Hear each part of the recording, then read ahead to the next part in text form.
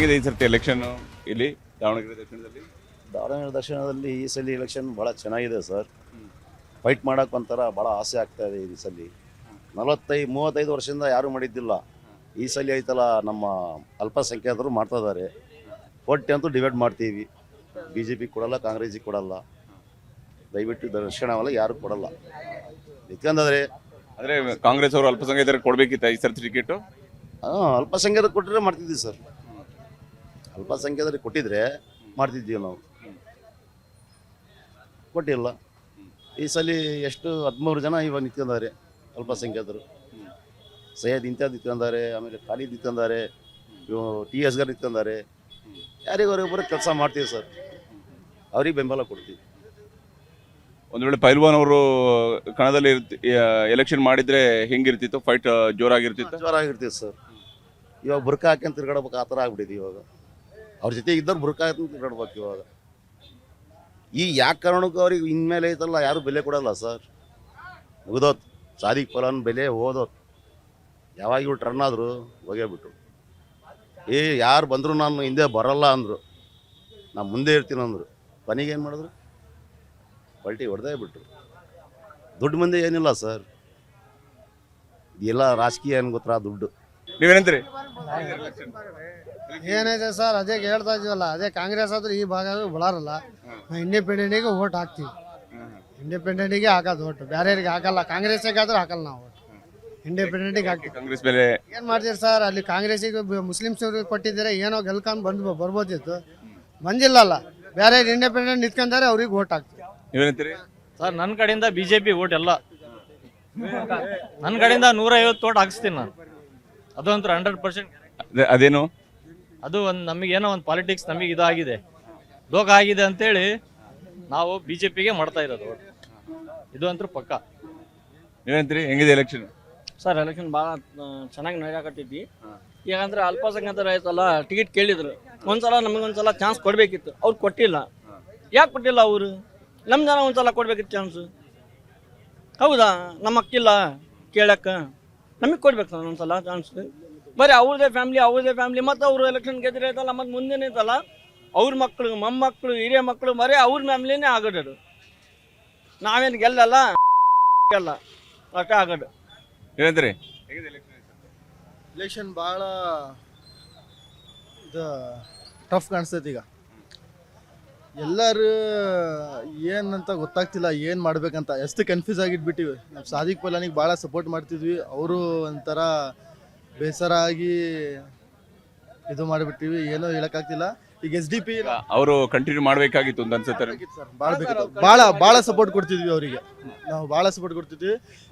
ಏನೂ ಆಗಿಲ್ಲ. ಅವ್ರು ಹೋಗ್ಯಾರಂತ ಅವ್ರ ಹಿಂದೆ ಜನ ಯಾರೂ ಹೋಗಿಲ್ಲ. SDP ಪರ್ಯಾಯ ಐತಿ. ಎಲ್ಲರೂ ಮಸ್ಜಿದ್ ಕಮಿಟಿಯವರು ಎಲ್ಲರೂ ಭಾಳ SDP ಸಪೋರ್ಟ್ ಮಾಡ್ತಾ ಇದ್ದಾರೆ. ಅವ್ರದ್ದು ಪವರು ಕಾಣ್ತೈತಿ ಸ್ವಲ್ಪ ಇಲ್ಲಿ. ಎಲ್ಲರೂ ಆ ಕಡೆ ಸೈಡ್ ಹೋಗಿ ಅವ್ರಿಗೆ ಸಪೋರ್ಟ್ ಮಾಡೋಣ ಅಂತ ಇದ್ದೀವಿ. ಈಗ ಸಮರ್ಥ ಶ್ಯಾಮ್ನವರು ಹೆಂಗೆ ಅನ್ಸುತ್ತೆ ಕ್ಯಾಂಡಿಡೇಟ್? ಸರ್ ಅವರಿಗೆ ಮಾತಾಡೋಕ್ಕೆ ಬರ್ತಿಲ್ಲ ಸರ್, ಸ್ವಲ್ಪ ವಾಯ್ಸು ಜೋರಿಲ್ಲ. ಈಗ ನಮಗೆ ಹೆಂಗೆ ಬೇಕಂದ್ರೆ ನಮ್ಮ ಅಲ್ಪಸಂಖ್ಯಾತರ ಬಗ್ಗೆ ಹೋಗಿ ಆವಾಜ್ ಮಾಡ್ಬೇಕು. ಎಲ್ಲಿ? ಹಾಂ, ಅಸೆಂಬ್ಲಿಯಲ್ಲಿ. ಈಗ ನಮ್ಮ ಜನ ಹೋದ್ರೆ ಸ್ವಲ್ಪ ಅಸೆಂಬ್ಲಿಯಲ್ಲಿ ನಮ್ಗೆ ಮಾತಾಡೋಕ್ಕೆ ಅವಕಾಶ ಇರುತ್ತೆ. ಅವರು ಬರೇ ಬಿಸ್ನೆಸ್ ಸರ್, ಏನಿದ್ರು ಅವರು ಬಿಸ್ನೆಸ್ಸಿಗೆ ಇಲ್ಲಿ ಓಡಾಡ್ತಾ ಇರೋದು. ಏನಾದ್ರು ಅಸೆಂಬ್ಲಿಗೆ ಹೋಗಿ ಮಾತಾಡ್ಬೇಕಂದ್ರೆ ಈಗ ನಮ್ಮ ಜನ ಬೇಕಿತ್ತು, ಅವ್ರು ಕೊಟ್ಟಿಲ್ಲ ನಮ್ಮ ಜನಕ್ಕೆ. ಈಗ ನಮ್ಮ ಜನಕ್ಕೆ ಗೆಲ್ಲಿಸ್ಬೇಕಂತ ಇದೀವಿ ಇಲ್ಲಿ. ನೋಡೋಣ ಸರ್ ಏನಾಗುತ್ತೆ. BJP ಎಷ್ಟು ಮಟ್ಟಿಗೆ ಫೈಟ್ ಮಾಡ್ತಿದೆ?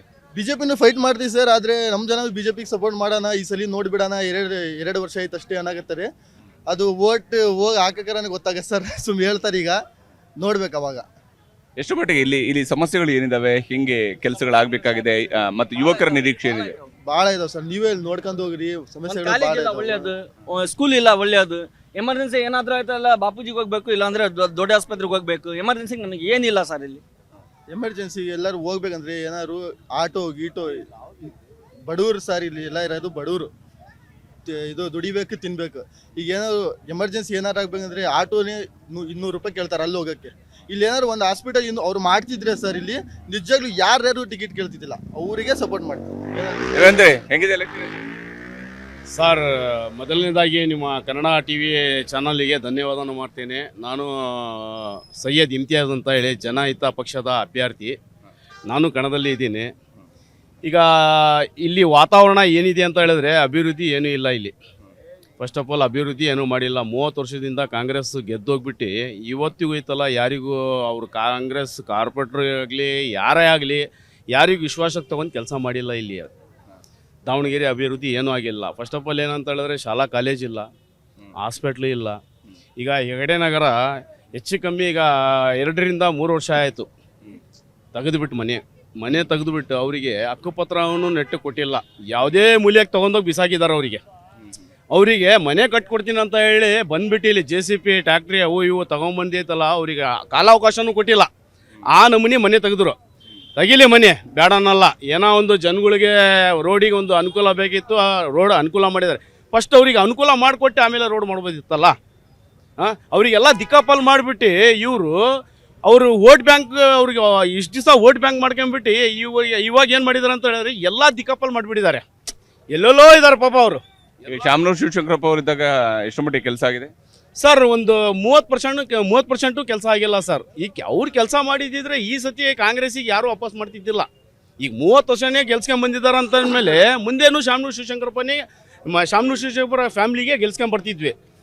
ಈಗ MP ಅವರೇ, MLA ಅವರು, ಮಿನಿಸ್ಟ್ರು ಅವರು, ಈಗ ಮಗನಿಗೂ ಅವರು ಗೆಲ್ಸ್ಬೇಕಂತ ಹೇಳಿದ್ರೆ ಎಲ್ಲಿವರೆಗೂ ನ್ಯಾಯ ಹೇಳ್ರಿ ಇದು?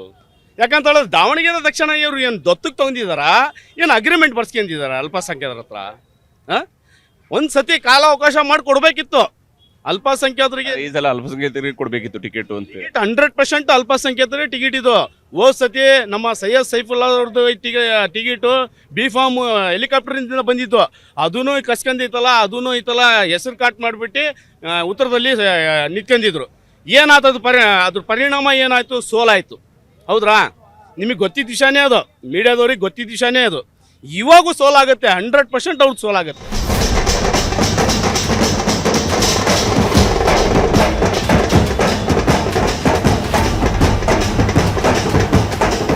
ದಾವಣಗೆರೆ ದಕ್ಷಿಣದ ಉಪಚುನಾವಣೆಯ ಬಗ್ಗೆ ಮಾತನಾಡೋದಕ್ಕೆ ಸಂಸದೆ ಪ್ರಭಾ ಮಲ್ಲಿಕಾರ್ಜುನ್ ಅವರು ಇದ್ದಾರೆ. ಅವ್ರ ಜೊತೆ ಮಾತಾಡಿಸ್ತೀನಿ. ಪ್ರಭಾ ಮಲ್ಲಿಕಾರ್ಜುನ್ ಅವರೇ, ಮಗನಿಗೆ ಟಿಕೆಟ್ ಸಿಕ್ಕಿದೆ, ಅಭ್ಯರ್ಥಿಯಾಗಿ ಪ್ರಚಾರ ಕೂಡ ಮಾಡ್ತಾ ಇದ್ದಾರೆ. ಯಾವ ರೀತಿಯಾದಂತಹ ವಿಶ್ವಾಸ ಈ ಬಾರಿಯ ಈ ಉಪಚುನಾವಣೆಯಲ್ಲಿ ನಿಮಗಿರುವಂಥದ್ದು? ವಿಶ್ವಾಸ ಇರೋದು 2-3 ನಿಟ್ಟಿನಲ್ಲಿ ವಿಶ್ವಾಸ ಕಾಣ್ತಾ ಇದೆ ನನಗೆ. ಒಂದು, ನಮ್ಮ ರಾಜ್ಯದಲ್ಲಿ ಕಾಂಗ್ರೆಸ್ ಸರ್ಕಾರ ಇದೆ, ಇದು ಒಂದು ಬೈ ಎಲೆಕ್ಷನ್ನು. ಅದರ ಜೊತೆಗೆ ಅಪ್ಪಾಜಿಯವರ ಭದ್ರಕೋಟೆ, ಕಾಂಗ್ರೆಸ್ನ ಭದ್ರಕೋಟೆ ದಾವಣಗೆರೆ ದಕ್ಷಿಣ ಕ್ಷೇತ್ರ ಅಂದರೆ 6 ಬಾರಿ ಇಲ್ಲಿ MLA ಆಗಿ ಜನರು ಆಯ್ಕೆ ಮಾಡಿದ್ದಾರೆ. ಸೊ ಅಪ್ಪಾಜಿ ಕೂಡ ಅದೇ ರೀತಿ ಸ್ಪಂದಿಸ್ಕೊಂಡು ಬಂದಿದ್ದಾರೆ. ಇದ್ರ ಜೊತೆಗೆ ಇವತ್ತಿನ ದಿನ ರಾಜಕೀಯಕ್ಕೆ ಸಮರ್ಥ ಶಾಮನೂರ್ ಅಪ್ಪಾಜಿಯವರ ಮೊಮ್ಮಗ ಅವರು ಬಂದಿದ್ದಾರೆ. ಸೊ ಅವರು ಕೂಡ ಯುವಕರಾಗಿ ಒಂದು ಐ ಥಿಂಕ್ ಯೂತಿಂದು ಒಂದು ವಿಷನ್ನ he will take it forward ಅಂತ. ಸೊ ವಿಶ್ವಾಸ ಆ ನಿಟ್ಟಿನಲ್ಲಿದೆ. ಯುವಕರ ಮೇಲಿನ ನಿರೀಕ್ಷೆ ಸಹಜವಾಗಿಯೇ ಕ್ಷೇತ್ರದಲ್ಲೂ ಕೂಡ ಇದ್ದೇ ಇರುವಂಥದ್ದು. ಸಮರ್ಥ ರಾಜಕೀಯಕ್ಕೆ ಬರುವವರೆಗಿನ ಈವರೆಗಿನ ಅವಧಿ ಶಾಮನೂರವರ ಮೊಮ್ಮಗ ಅನ್ನುವಂತಹ ಕಾರಣಕ್ಕಾಗಿ. ಆದರೆ ಇಲ್ಲಿಂದ ನಂತರದ ಅವಧಿಯು ಕೂಡ ಬಹಳ ಮುಖ್ಯ ಇರುತ್ತೆ. ಯಾವ ರೀತಿಯಾಗಿ ಅವರು ರಾಜಕೀಯಕ್ಕೆ ತಯಾರಿ ಆಗಿದ್ದಾರೆ ಅಂತ ಹೇಳಿ ನೀವು ವಿಶ್ವಾಸವನ್ನು ಹೊಂದಿದ್ದೀರಿ? ತಯಾರಿ ಅಂದರೆ ಇದು ರಾಜಕಾರಣದ ಒಂದು ಕುಟುಂಬ ಇದೆ, ಹೌದ್ರಾ? ಅವರು ಚಿಕ್ಕವರಿದ್ದಾಗಿಂದನೂ ಎಲ್ಲ ನೋಡಿದ್ದಾರೆ, ಬರುವಂತಹ ಲೀಡರ್ಸ್ ನೋಡಿದ್ದಾರೆ, ನಾವು ಹೋಗುವಂಥ ಫಂಕ್ಷನ್ಸ್ ನೋಡ್ತಾ ಇರ್ತಾರೆ. ಜೊತೆಗೆ 2019 ತನಕ ಸಮರ್ಥ ಅವರು ಎಜುಕೇಷನಲ್ಲಿ ಎಂಗೇಜ್ ಆಗಿದ್ದರು. ನಂತರ ಅವರು ಕೋವಿಡ್ ನಂತರ ದಾವಣಗೆರೆಗೆ ಬಂದಿದ್ದಾರೆ. ಸೊ ಇಲ್ಲಿದ್ದು ಆ್ಯಕ್ಟಿವ್ ಆಗಿ ನಮ್ಮ ಚುನಾವಣೆಗಳು 2 ವಿಧಾನಸಭೆ ಚುನಾವಣೆ, ಅಪ್ಪಾಜಿಯವ್ರ ಕ್ಷೇತ್ರ, ಮಲ್ಲಿಕಾರ್ಜುನ ಅವ್ರ ಕ್ಷೇತ್ರ, ನಾರ್ತ್ ಆ್ಯಂಡ್ ಸೌತು, ಜೊತೆಗೆ ದಾವಣಗೆರೆ ಲೋಕಸಭಾ ಕ್ಷೇತ್ರದಲ್ಲೂ ಸಕ್ರಿಯವಾಗಿ ನನ್ನ ಜೊತೆ ಮತ್ತು ಅವ್ರದ್ದೇ ಒಂದು ಟೀಮ್ ಮಾಡಿಕೊಂಡು ಅವರು ಕ್ಯಾನ್ವಸಿಂಗ್ ಮಾಡಿದ್ದಾರೆ, ಸೋಷಿಯಲ್ ಮೀಡಿಯಾ ಹ್ಯಾಂಡಲ್ ಮಾಡಿದ್ದಾರೆ, ವಾರ್ ರೂಮ್ ಹ್ಯಾಂಡಲ್ ಮಾಡಿದ್ದಾರೆ, ಲೀಡರ್ಸ್ ಜೊತೆಗೆ. ಆಮೇಲೆ ಇಲ್ಲಿ ಯೂತ್ ಜೊತೆಗೆ ಏನೋ ಗ್ಯಾಪ್ ಇತ್ತಲ್ಲ, ಯೂತ್ನ ಎಂಗೇಜ್ ಮಾಡಬೇಕು ಅಂತ. ಸೊ ಅವರಿಗೂ ಕೂಡ ಉತ್ಸಾಹ ಇದೆ, ಯುವ ರಾಜಕಾರಣಿ ನಮ್ಮನ್ನು ಗುರುತಿಸ್ತಾ ಇದ್ದಾರೆ ಅಂತ. Because every one wants recognition in political fraternity. ನೋಡ್ರಿ, ಈಗ ಅಪ್ಪಾಜಿಯವರ ಜೊತೆಗೆ ವ್ಯವಹಾರದ ಅನುಭವ, ಒಡನಾಟ ಇದೆ. ಸೊ ಹಾಗಾಗಿ ಎಲ್ಲ ರೀತಿಯಲ್ಲೂ ಎಕ್ಸ್ಪೋಷರ್ ಇದೆ. ಡೆಲ್ಲಿಗೆ ನನ್ನ ಜೊತೆ ಬಂದಿದ್ದಾರೆ, ಪಾರ್ಲಿಮೆಂಟಿನ ಪ್ರೊಸೀಡಿಂಗ್ಸ್ ಬಗ್ಗೆ, ಅಲ್ಲಿರುವಂತಹ ಸೆಷನ್ಸು, ಬಿಲ್ಸ್ ಬಗ್ಗೆ. ಸೊ ಅದನ್ನು ಕೂಡ ಡಿಸ್ಕಸ್ ಮಾಡ್ತಾ ಇರ್ತೀವಿ. ಸ್ಪೀಚ್ ಪ್ರಿಪ್ರೇಷನ್ ಮಾಡಬೇಕಾಗಿರುತ್ತೆ, ಕ್ವೆಶನ್ಸ್ ರೆಡಿ ಮಾಡಬೇಕಾಗಿರುತ್ತೆ.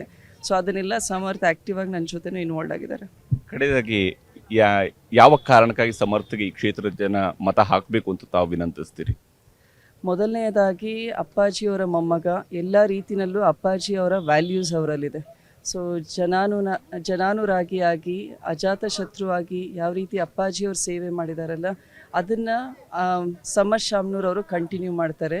ಜೊತೆಗೆ ಅವರು ಕ್ಷೇತ್ರದಲ್ಲಿ ಓಡಾಡ್ಬಿಟ್ಟು ಕ್ಷೇತ್ರದ ಏನು ಜ್ವಲಂತ ಸಮಸ್ಯೆಗಳಿದೆ ಅದ್ರ ಬಗ್ಗೆ ಮನವರಿಕೆ ಇದೆ. How government works, government system ಯಾವ ರೀತಿ ಇದೆ, ಟ್ರಾನ್ಸ್ಪರೆನ್ಸಿ ಇನ್ ಗವರ್ನೆನ್ಸ್ ಯಾವ ರೀತಿ ತರಬೇಕು. ಸೊ ಯುವಕರದು ಅದು ಒಂದು ಗ್ಲೋಬಲ್ ವಿಷನ್ ಇರುತ್ತೆ. So I think that will add a new ತಡಕ to the existing political narrative ಅಂತ ನನಗನ್ಸುತ್ತೆ. ಇದು ಸಂಸದರ ವಿಶ್ವಾಸದ ಮಾತುಗಳು.